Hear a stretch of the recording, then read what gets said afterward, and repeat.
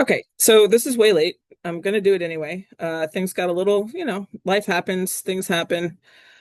Just a couple of warnings. Something is currently pissing my dog off outside, and we have roofers fixing the hole in my roof from when a tree landed on my house this summer. So you could hear barking, banging. If there is a bad word, it's probably not me, it's the roofer outside.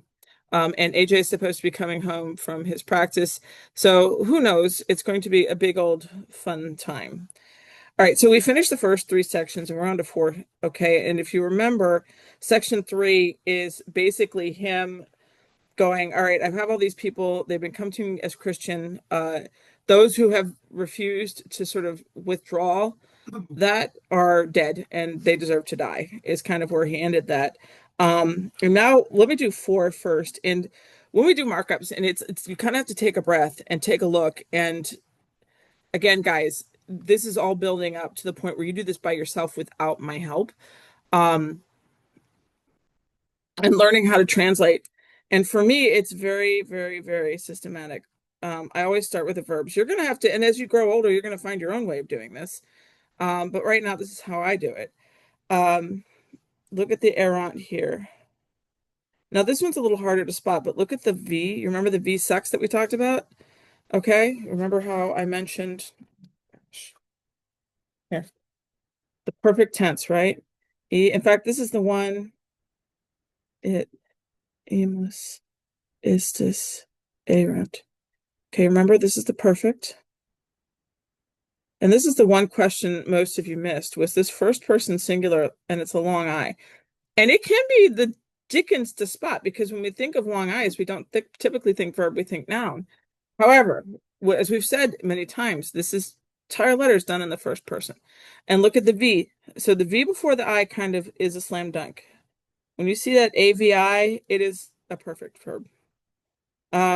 We have solet here, and then we have fieri. And if you look at this, remember, guys, we mentioned before that just because I taught you that words that end in I, O, and U are long vowels and scansion doesn't mean that it ends in scansion. This is still something that's going to hold true here. It's going to be a long I, and this is going to be the passive infinitive. Okay. Those again can be a little harder to spot, and then incadaver. All right, so we have our verbs done for section four. I guess I could go ahead and do section five too. Or maybe I'll just let me do four first and I'll go back and do five. Okay, so here, let's go with we have a nice little prepositional phrase right there. Okay, in urban, very good. Um, when we have this verb, and then you see this commas, those commas are there and they kind of help you break things up. And you should use those as a help.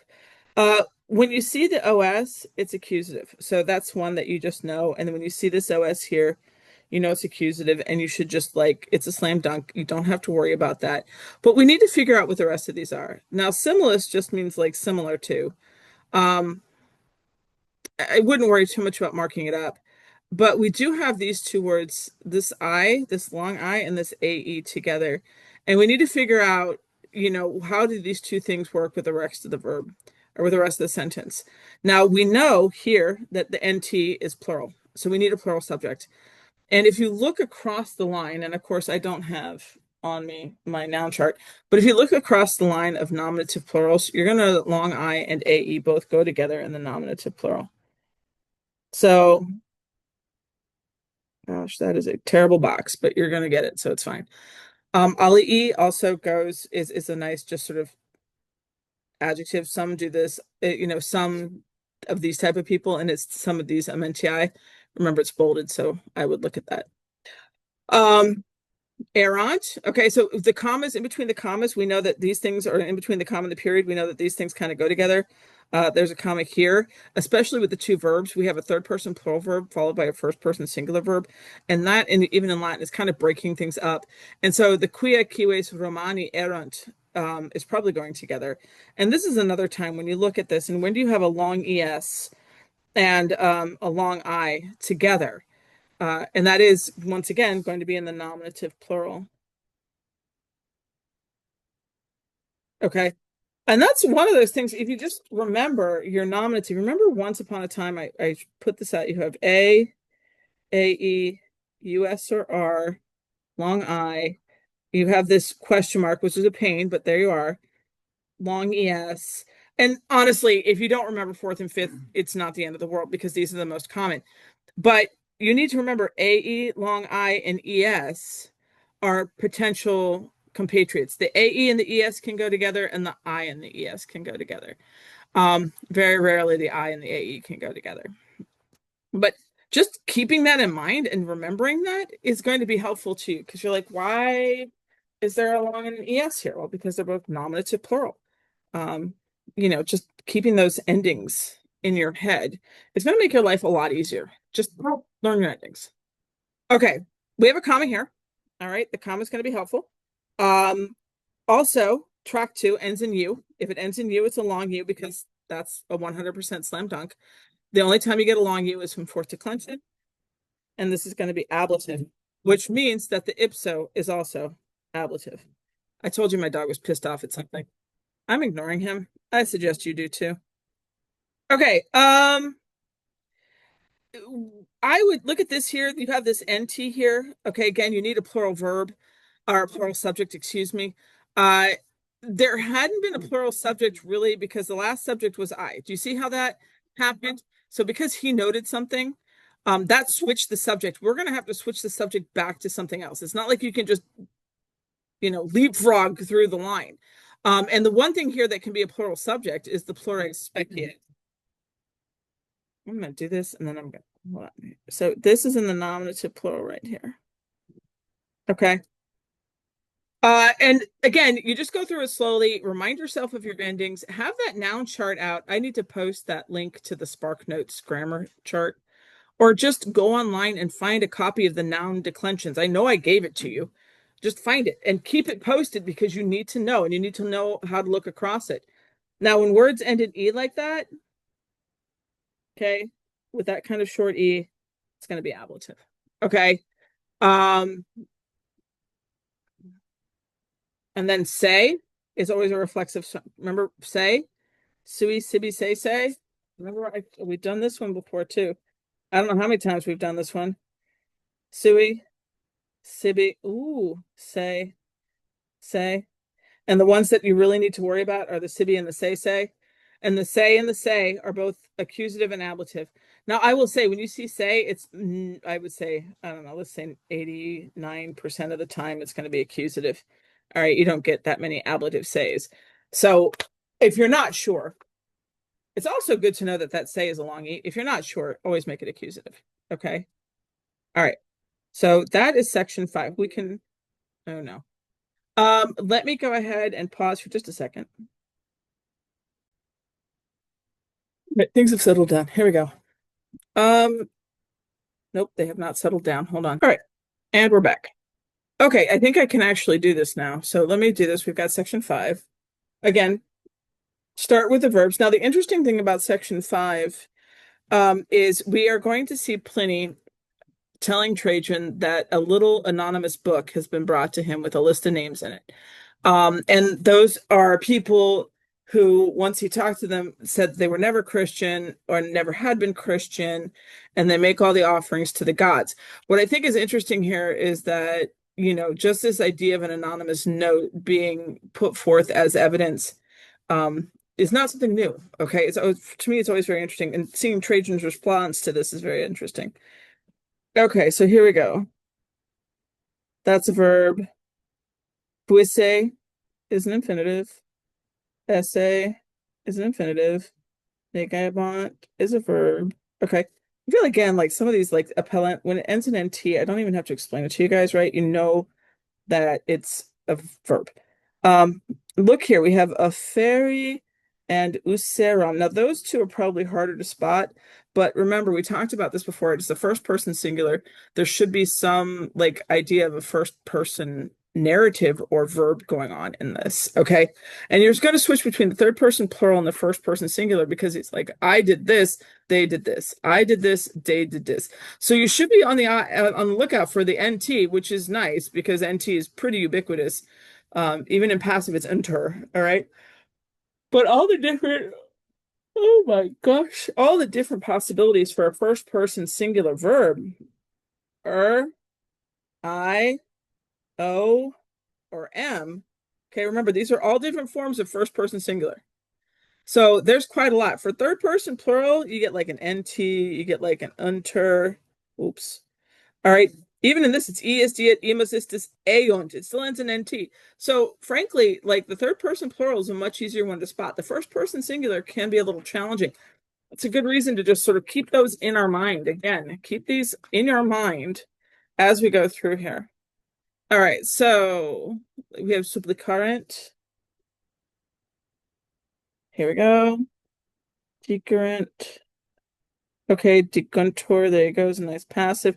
Sunt, NT. And then you have the putawi here with that here. There's also poesse, which is the syncopated form. Posse is the syncopated form of poesse, and kogi, which is also a passive infinitive. And that's going to be a bit of a, well, it's going to be something. It's going to be a challenge. It's going to be fun. It's going to be such a wonderful change. All right. Let's look at, what am I doing? I'm going to do prepositional phrases right here. Sine, octore. I know that's on separate lines, but those two actually go together. Um, this cum actually isn't a cum clause. Do you see how it's followed by this E? All right, look at that. And this is in fact one of those times when you have we've done su sui sibi say tu tui tibi te te, where we have these tays and these mays as both ablative and accusative. And I'm like, most of the time they're accusative. Well, they're with a cum, which is when you see them, they're ablative. All right, so both of these are ablative. Actually, here's another one, cum simulacris. All right, it's a long IS. This is going to be ablative again. It's funny, we've spent so much time looking at cum as a as not a preposition, as a cum clause. Sometimes you forget it can be a preposition too. All right, let's look at those. Some of these, like, and it sometimes is helpful if you're seeing this. You're like, there's some of these that I know right off the bat, like dimittendos. It ends in os. It's going to be accusative. Okay, deos ends in os. It's going to be accusative. Libellus ends in us. It's going to be nominative. Christianos, os. This say, okay, remember, there's no cum in front of it, so the say there is going to be accusative. This qui, long I, it's going to be nominative. Okay. There's others in here, but let's go. Well, this qui here is nominative. So qui is usually nominative. Excuse me. All right. Oh, Christiani here, long I, nominative. All right. Now there's a couple others. Let's look at this orum. Orum should be one that's pretty straightforward. Oh, no, what the heck? ORUM. Okay, so that's genitive. Quorum here is genitive. Niminum is an interesting one, but it is also genitive. Okay. Now, we have a couple more, and we kind of need to look closer at these. All right. Let's see if we can take a closer look at some of these. Let's see. I've done this whole line. Numina continens. This one is nominative. Okay, because the NS.